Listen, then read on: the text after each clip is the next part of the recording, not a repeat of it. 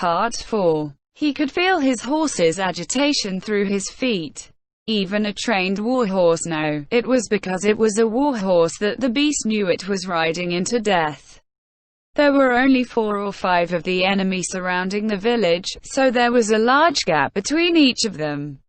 However, their encirclement was most likely airtight.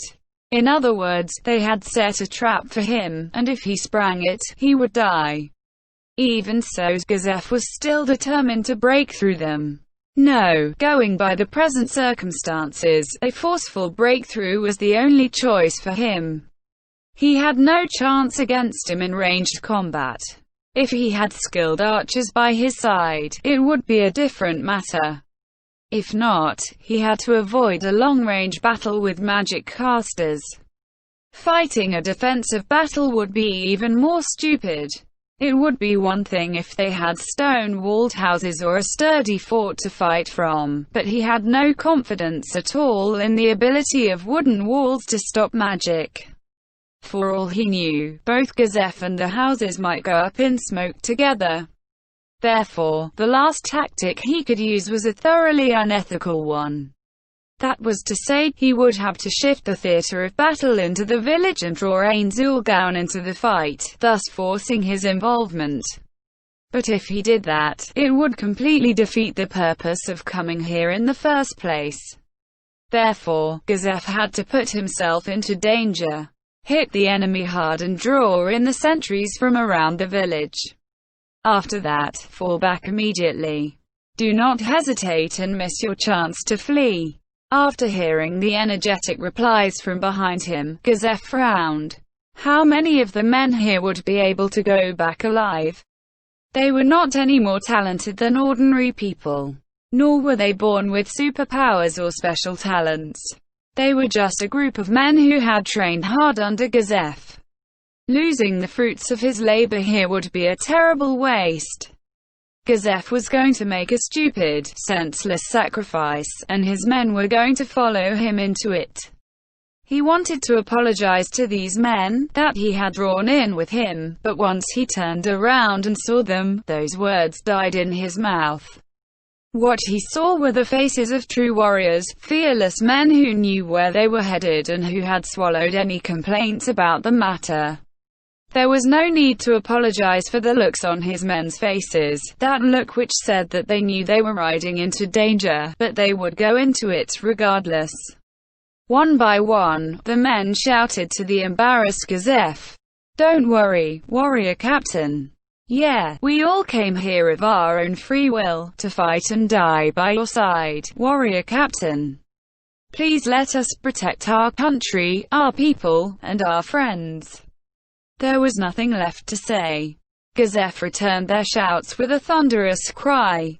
Then, forward! Tear their guts out! Oh! Gazef's men spurred their horses forward to follow their leader. The galloping horses shot across the plains like an arrow loosed from a bow. Still mounted, Gazef drew his bow and knocked an arrow to the string. Though his horse shook and shuddered beneath him, Gazef calmly drew the string back. The loosed arrow struck its target unerringly, piercing the head of the frontmost magic caster. Or at least, that was what he thought would happen. Che. It was useless after all. Maybe if I had a magic arrow, but I don't have what I don't have. Griping about it here is pointless. The arrow bounced off like it had struck a sturdy helmet. That supernatural hardness must have been the work of magic. Just as Gazef had said, in order to shoot through magic that protected against ranged attacks, he would need a magic weapon of his own. Since Gazef did not have a weapon like that, he stopped shooting and put away his bow.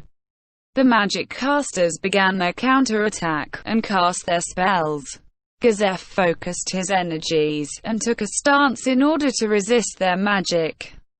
Just then, the horse between his legs whinnied loudly and reared up, its front legs kicking the air. Go! Go! Go! He tightly gripped his reins and leaned forward, practically hugging the horse. Fortunately, his swift reflexes kept Gazef from being thrown off. While it had caused a sheen of cold sweat to bloom all over his body, at the very least, he had managed to suppress his brief panic. There was something more important before him. A flustered and panting Gazef lashed his mount's flanks, but the horse remained still, as though someone more important than its rider were giving it orders. This strange phenomenon could only mean one thing: mind-controlling magic. The horse had been affected by such a spell. Gazef might have been able to fight off its effects, but the affected party was not a magical beast, but a mere warhorse, so resistance was not to be expected. Anger flared up in Gazef for not predicting such an obvious form of attack. He leapt off his horse, and his galloping subordinates guided their mounts around him, flowing past him on both sides. Warrior Captain. The last men of the group slowed down, extending their hands. They wanted to help Gazef onto their horse, but the angel looking down upon him from the heavens swooped down faster. Gazef drew his sword and swung at the angel. The steel blade became a swift flash of light. The stroke of the kingdom's strongest man was enough to cleave a man's body in two. But the angel was not a man, and although it had taken a grave wound to its torso, it was not slain yet. The blood spraying into the air was the mana that composed the angel. It vanished like smoke. No need for that. Turn around and charge them. After Gazef gave his orders, he turned a keen glare at the angel, which had escaped with its life. It had been badly hurt, but it was still trying to find holes in Gazef's defenses. So that's how it is. A strange feeling ran up his arms when his blade found its mark. Gazef knew what it was. These monsters had a skill that would greatly reduce any damage done to them unless the attacking weapon was made of a special material. It was thanks to this ability that the angel could take a blow from Gazef without falling. WashOurWorldAudio.com. If that was the case, Gazef focused his energies within himself and activated the martial art-focused battle aura, and his blade glowed with a crimson light. The angel took this opportunity to cut in with a sword of red flame. However, too slow. In the eyes of the kingdom's strongest warrior, Gazef Stronov, the angel's movements were truly too slow. Gazef's sword moved. This blow was far more powerful than the one before it, and Gazef's sword sheared neatly through the angel's body. Its body destroyed, the angel seemed to melt in mid-air, its glittering wings flapping a few times before vanishing as though it had been nothing more than an illusion. If Gazef had not been in such dire straits, he might well have applauded the light show. However, he did not have the time for that at the moment. Gazef looked around, saw the enemies advancing on him in an endless tide and smiled. More angels flashed into existence around him as well. Gazef was well aware that they were not ordinary reinforcements. So, anything goes with magic, huh? Damn. As he cursed the magic casters who could easily do what warriors could not. Gazef calmly took stock of the enemies surrounding him, and confirmed that this was everyone who was surrounding the village. That would mean that the encirclement of the village was lifted. Then, Gaundono, the rest is up to you. The knowledge that he could save the serving villages filled Gazef's heart with endless joy. He smiled at the enemy's carelessness. And then, the sound of hoofbeats filtered into Gazef's ears. It was the sound of Gazef's subordinates, charging back into the battle.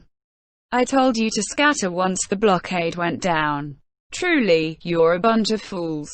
And truly, I'm proud of you.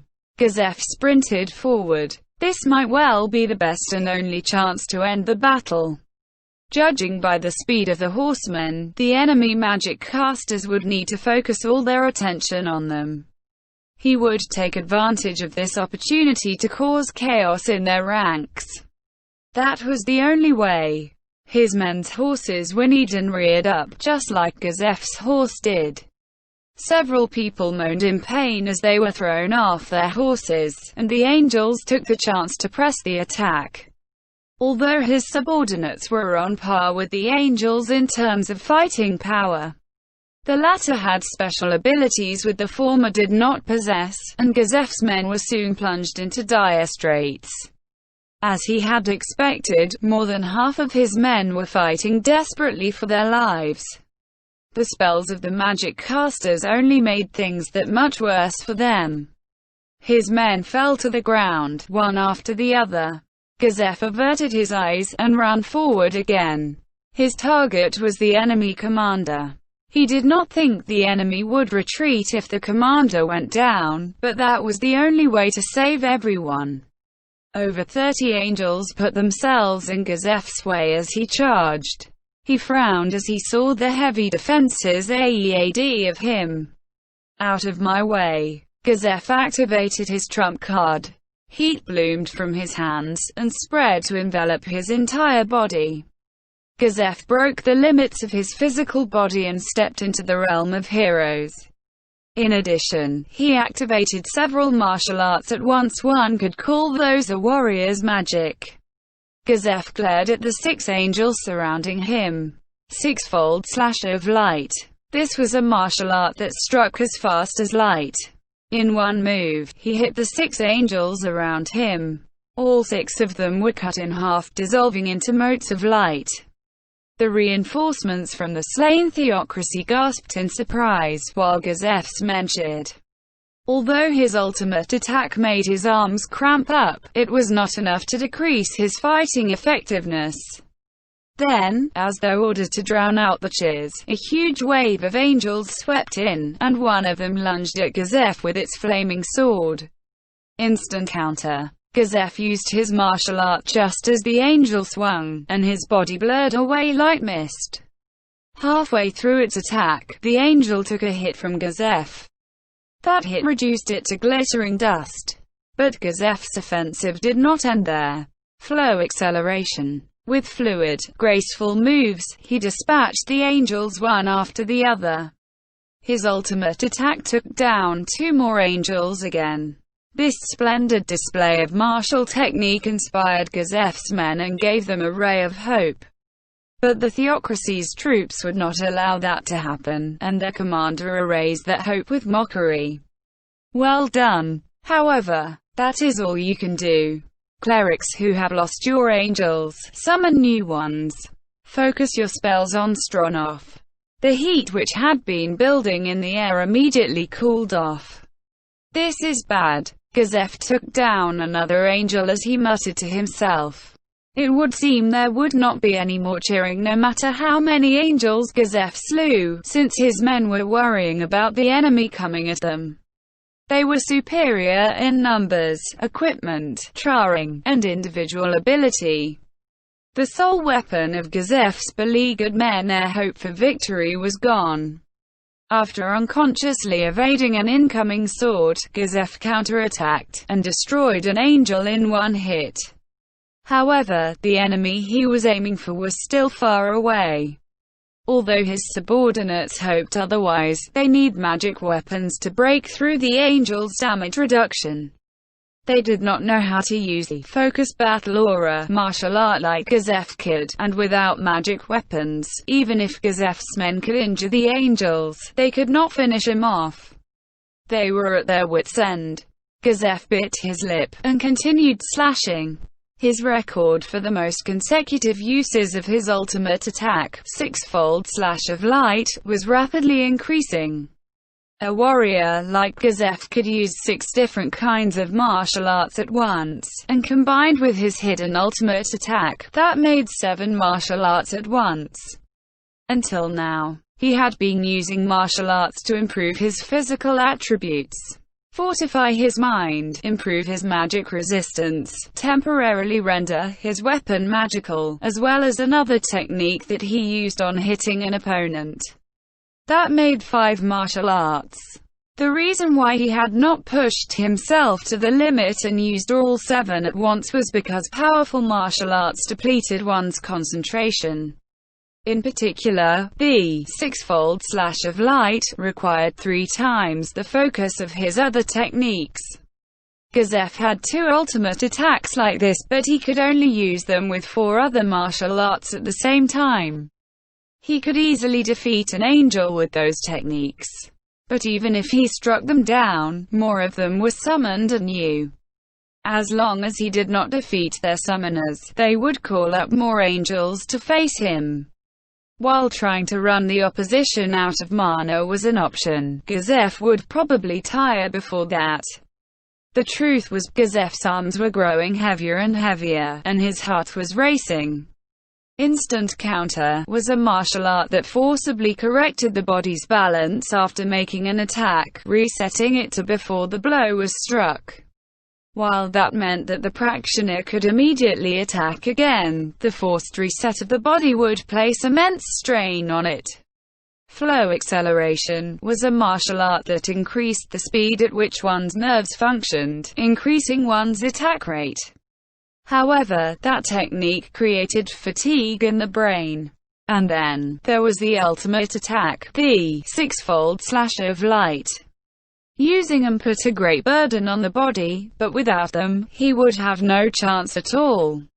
Bring 'em all on. Your angels are nothing. His fearsome shout startled the Theocracy troops, but they soon recovered and renewed the offensive on Gazef. Pay him no heed, that's just the roar of a caged beast. Don't worry, deplete his strength bit by bit. But don't get too close. That beast's claws are long and sharp. Gazef glared at the man with a scar on his face. If only he could defeat him, he could turn the battle around. The problem was the other angel near him, different from the ones with the flaming swords. And then there was the great distance between him, and the several layers of defenses in the way. They were simply too far apart. The beast is about to make a break for it. Show him the meaning of the word impossible. Single quote. The man's calm voice only served to aggravate Gazef further.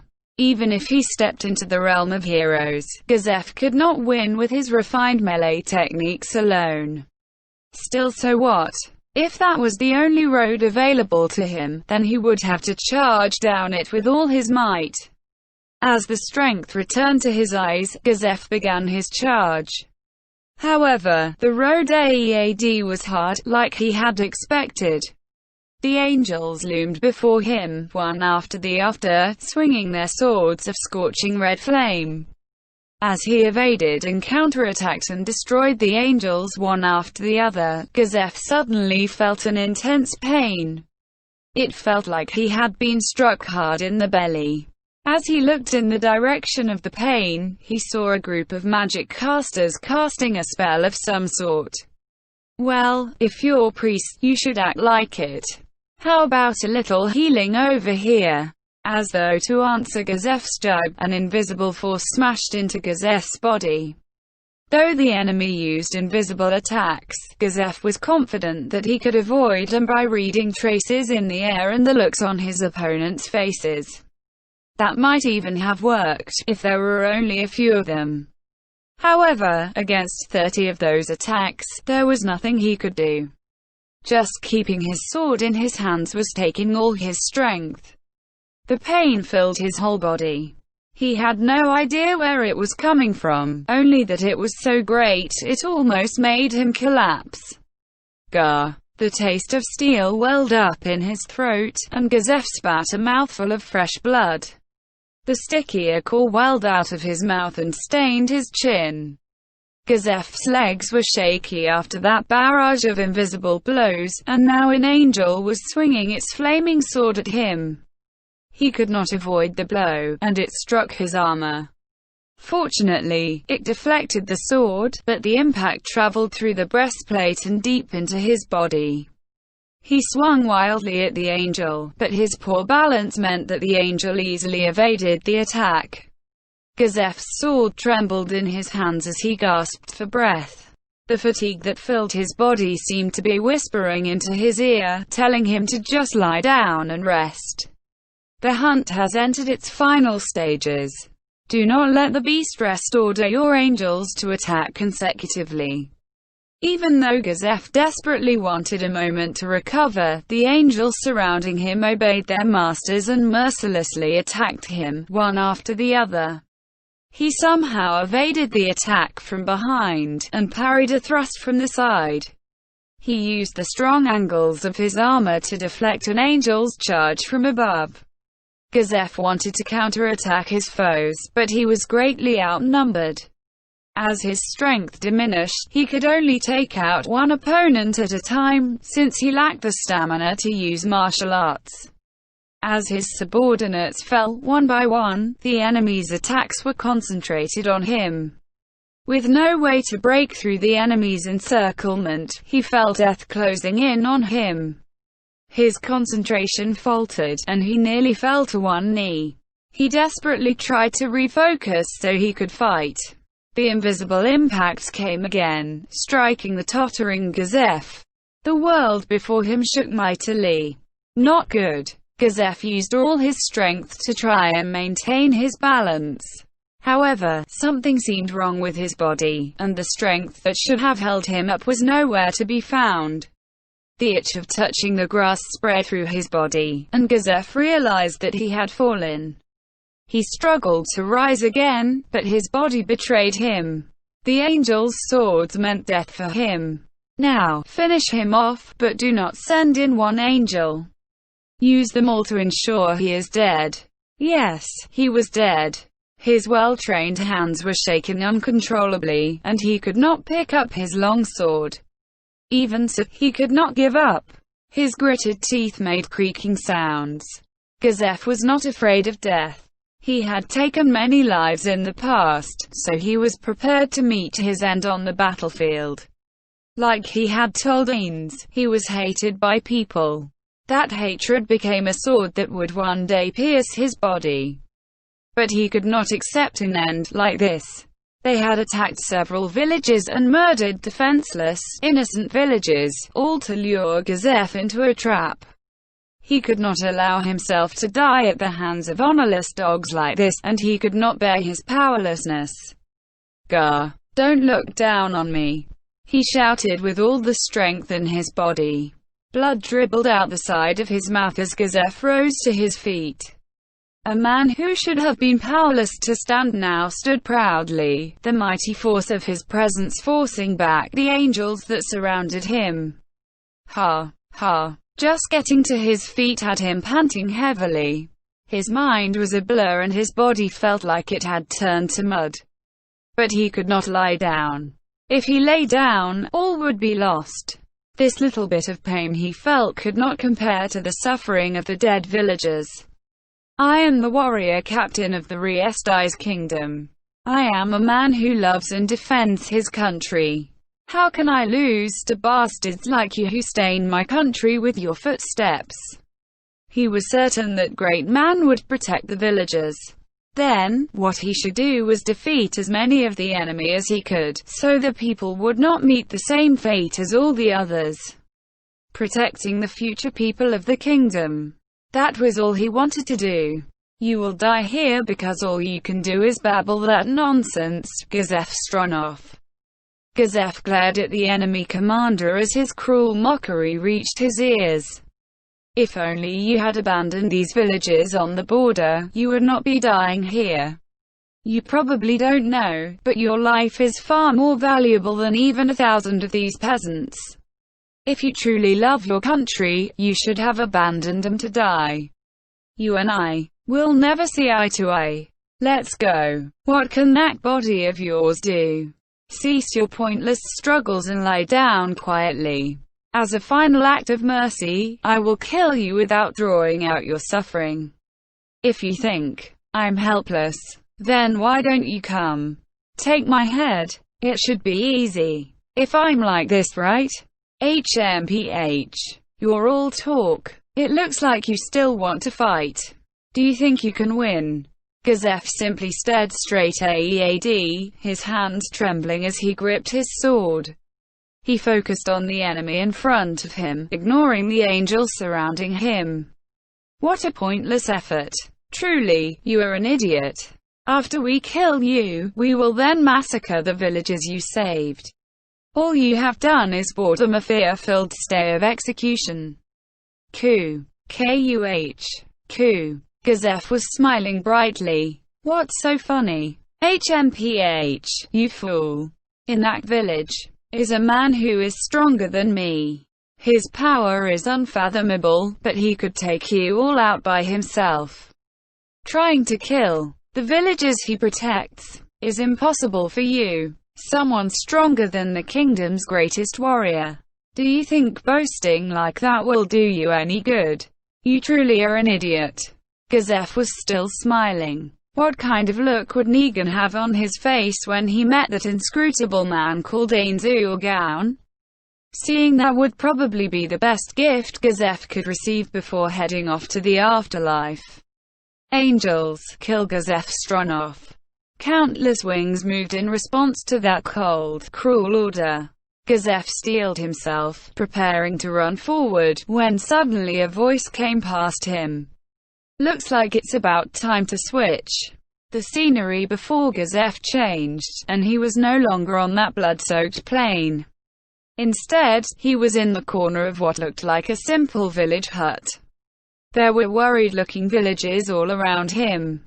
This is a warehouse that Ainz-sama has protected with his magic. So you're the chief.